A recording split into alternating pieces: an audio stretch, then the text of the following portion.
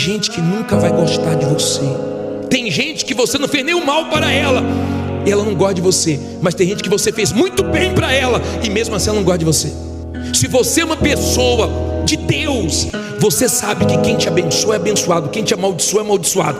Mas quando você vê qualquer pessoa que quer o seu mal se destruindo, você tem compaixão, você não tem alegria, você não tem prazer, você não se alegra com a derrota de ninguém.